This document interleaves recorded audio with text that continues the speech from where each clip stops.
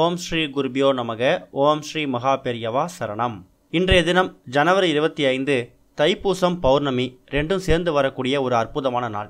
பொதுவாகவே வியாழக்கிழமைகளில் பூச நட்சத்திரம் வந்துச்சு அப்படின்னா அதை சித்தயோகம் கூடிய நாள் அப்படின்னு சொல்லலாம். அப்படிப்பட்ட நாள் கூட தைப்பூசமும் பௌர்ணமி தினமும் சேர்ந்து வர்றது இன்னும் விசேஷம். இந்த ஒரு நல்ல நாளை பயன்படுத்தி உங்கள் வீட்டோட பூஜை அறையில், அதுவும் நீங்கள் ஏற்கனவே பயன்படுத்தக்கூடிய தானியங்களை ஒரு கைப்பிடி எடுத்து ஒரு சின்ன தட்டில் வச்சு பூஜை பண்ணால் போதும். கண்டிப்பாக உங்கள் வாழ்க்கையில் ஒரு பெரிய மாற்றம் ஏற்படும், பொருளாதார முன்னேற்றம் ஏற்படும், கோடி புண்ணியம் வந்து சேரும். உங்களுக்கு இது வரைக்கும் இருக்கக்கூடிய துன்பங்கள் பொடி பொடியாகும்.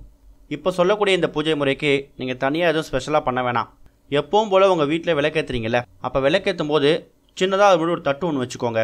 அந்த தட்டில் இப்போ நம்ம சொல்லக்கூடிய இந்த 3 தானியங்களை ஒரு கைப்பிடி வச்சா போதும். அதில் முதல் தானியம் என்ன அப்படின்னா துவரம்பருப்பு. துவரம்பருப்பு அப்படிங்கிறது செவ்வாய் பகவானுக்கு உகந்த ஒரு தானியம். செவ்வாய் பகவான் முருகப்பெருமானுக்கு உரிய ஒரு கிரகம். அதனால் தைப்பூச தினத்தில் முருகனுக்கு உகந்த கிரகமாக இருக்கக்கூடிய செவ்வாய் பகவானுக்கு உகந்த தானியமாக இருக்கக்கூடிய துவரம்பருப்பை ஒரு கைப்பிடி வைக்கணும். அடுத்தது பௌர்ணமி. பௌர்ணமி அப்படின்னு சொன்னாலே சந்திர பகவான்.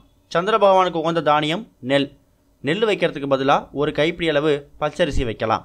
மூணாவதாக ரொம்ப முக்கியமான பொருள், இன்னைக்கு வியாழக்கிழமை குரு பகவானுக்கு உகந்த ஒரு நாள். குரு பகவானுக்கு உகந்த தானியம் எது? எல்லாருக்கும் தெரிஞ்சது தான், கொண்டை கடலை. ஆக மொத்தத்தில் அந்த சின்னதாக தட்டு ஒன்று வச்சுருக்கீங்களே, அதில் ஒரு கைப்பிடி அளவு துவரம்பருப்பு, ஒரு கைப்பிடி அளவு பச்சரிசி, ஒரு கைப்பிடி அளவு கொண்டை கடலை, இது 3த்தையும் தட்டில் வச்சு சாமிக்கு பூஜை பண்ணுங்க. அதுவும் முருகப்பெருமான் நினச்சி பூஜை பண்ணுங்க, அது இன்னும் சிறப்பு. இப்போ சொல்லக்கூடிய பொருட்கள் எதுவுமே நீங்கள் புதுசாக வாங்கணும் கூட அவசியம் இல்லை.